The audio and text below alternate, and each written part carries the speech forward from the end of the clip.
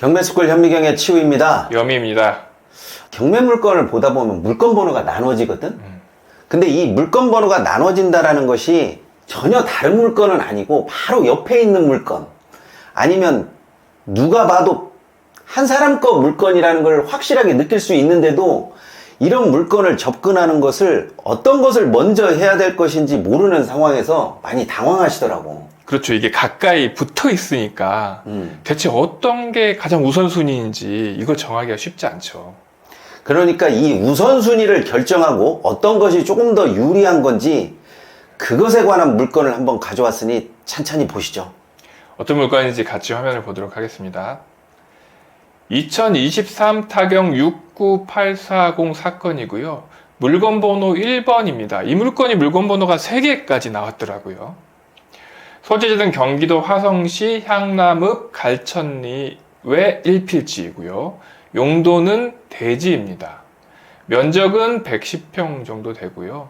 감정가가 8,300만 원 정도 시작됐는데 신건에 단독으로 1억을 넘겨서 낙찰이 됐네요.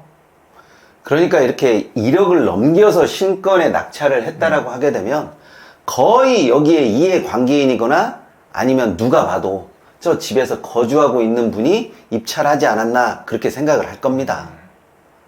감정평가 현황을 보니까 여기에 타인 소유 건축물로 제한을 받지 않은 가격 이렇게 해서 1억 5,200 정도, 그러니까 원래 대지의 가격은 1억 5,200인데 다른 소유의 건축물이 있기 때문에 지금 이렇게 감가가 됐다는 거죠.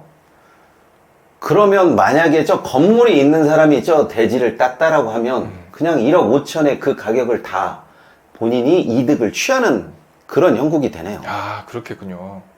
자, 이렇게 대지와 도로 두 필지가 나온 거고요. 타인 소유의 무허가 건축물이라고 나와 있네요. 그리고 이 물건에는 임차인이 한 명 있는데 19년 9월 2일에 전입을 한 상태이고요. 확정일자나 배당 신청은 없습니다. 자, 여기에 주택이 있는데 이게 무허가 주택이라는 거죠. 그런데 한번 생각해봐. 땅 주인 모르게 저 정도로 건축물이 지어질 수 있나?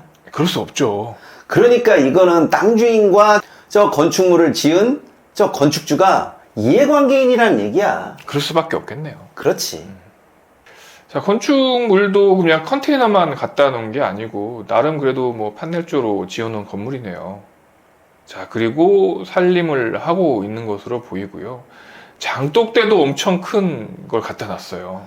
그러니까 이 장독대가 있게 되면 여기에서 한 해 두 해 살았던 그런 것은 아니란 얘기야. 그렇죠. 근데 이 사람이 타인 소유의 건축물이라고 해가지고 쉽게 명도가 되겠어? 아, 쉽지 않죠. 그래서 이런 일반 주택에서 장독대가 있고 누가 봐도 오래 거주한 흔적이 있다라고 하면 이 명도 자체가 굉장히 힘든 경우가 많으니까 이 점도 꼭 유념해 두시기 바랍니다. 그래서 방금 본 이 대지는 이 1번 물건으로 1번, 3번이 지금 같이 들어가 있고요. 이 위에 무허가 건축물이 있었다는 거죠. 그렇지. 그러면 지금 이 사건 번호를 물건 번호 1, 2, 3번을 보니까 지금 이게 1번으로 나온 거고 2번은 아예 다른 곳에 있는 필지가 나온 거고 지금 여기 2라고 써 있는 곳이 3번 물건으로 나왔거든요. 과연 어떤 것부터 낙찰을 받아야 괜찮은 걸까요? 나는 투자자라고 하게 되면 저 집을 처리하는 것은 쉽지 않다고 봐. 그렇기 때문에 투자자 입장에서는 저 집보다는 주변에 있는 저 전이 더 먼저 우선순위를 둬야 되지 않나, 저는 그렇게 생각을 하고 있습니다. 자, 그러면 3번 물건을 한번 볼까요? 자, 2023 타경 69840 같은 사건 번호의 물건 번호 3번입니다. 아까는 대지였는데 이건 전입니다. 177평이고요. 감정가가 1억 3,500에 한번 유찰돼서 9,470만 원 정도에 시작이 됐는데요. 거의 뭐 신건에 근접해서 1억 2천 정도의 낙찰이 됐네요. 그러니까 일단은 저 건물의 이해관계인이 건물 먼저 살리고 난 다음에 그 다음에 집 주변에 있는 전을 낙찰한 것으로 보여지는데 이것은 어떻게 보면 이해관계인이기 때문에 이런 결과가 나오는 거고 투자자 입장에서는 역으로 저 전부터 먼저 들어가고 그 다음에 대지를 입찰하는 게 더 낫지 않았나 하는 생각을 저는 하게 됩니다. 그 이유가 특별히 있을까요? 일단은 투자자 입장에서는 법정지성권이 성립이 될지 안 될지를 모르지만 대출이 안 나오잖아. 그렇죠. 대출이 안 나오는 그 상황에서 다시 이 전을 입찰한다는 것은 쉽지가 않거든. 자, 3번 물건을 조금 더 보겠습니다. 계획관리 지역에 있는 농지였고요. 여기도 4m 도로에 접한다고 나와 있으니까 건축행위를 할 수도 있을 것 같네요. 그렇지. 자, 그리고 이렇게 지금 농지로 쓰고 있고 무허가 건축물이 일부 좀 보이고 있네요. 사진상으로. 약간 이 위쪽에 어떻게 보면 조금 쓸모없는 부분인 것 같긴 해요. 그렇지. 자, 그리고 이 아랫부분, 아까 무허가 건축물이 있었고 이 아랫부분인 것 같고요. 첫 번째 사진이 지금 이쪽 부분을 찍은 것 같고요. 두 번째 사진이 이제 이렇게 찍은 것 같아요. 그리고 이쪽 북쪽으로 4m 도로에 좀 접해 있다는 현황 내용이 있었고요. 자, 여기를 보게 되면 누가 봐도 여기는 취락지역이잖아. 그렇죠.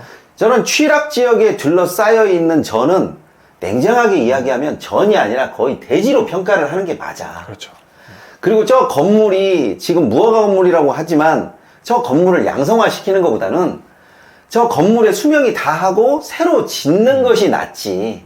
그때는 지금에 있는 이 전이 더 필요하게 될 수도 있기 때문에 가치상의 측면으로 보게 되면 나는 지금에 있는 대지보다 저 전이 훨씬 더 값어치가 있다고 봐. 그럴 것 같습니다. 땅 모양을 보면 이 전 자체가 그렇게 좋지는 않은데 만약에 방금 치우님 말씀처럼 지금 있는 건물을 멸시시키고 다시 다른 용도로, 그러니까 다른 주택의 용도로 건축을 하게 된다고 하면 이런 땅이 필요하거든요. 그렇지. 그래서 여기 분할해서 여기한테 필요한 사람한테 팔고 나머지 땅은 나머지 땅대로 쓰면 면적상으로는 괜찮을 것 같다는 생각이 듭니다. 저렇게 도심가에서 벗어난 시골 땅 같은 경우에는 보통 80평, 100평만 돼도 건축물 하나 짓는다 이 생각을 다 가지고 있기 때문에 땅 면적으로만 보면 크게 나쁘진 않아. 근데 이런 게 투자자의 관점에서 볼 것인지 아니면 이해 관계인 관점에서 볼 것인지가 다르기 때문에 투자자라면 저 전을 먼저 들어가고 그 다음에 대지가 들어가는 것이 맞는 거고, 이해 관계인이라면 어찌됐건 저 건축물을 살린다라는 측면에서 대지가 먼저 들어가고 그 다음에 여력이 있으면 전을 한다라는 생각을 하고 있지, 이게 우리가 다른 사람의 관점에서 보는 거하고 실질적으로 내가 입찰자의 관점으로 보는 거하고는 전혀 달라. 치우님 말씀하셨듯이 지적도를 보니까 주변이 거의 다 대지이네요. 그러니까 저렇게 대지로 둘러싸여 있는 곳의 전은 그 전이 희소성이 있기 때문에 사실상 대지 평가를 하더라고.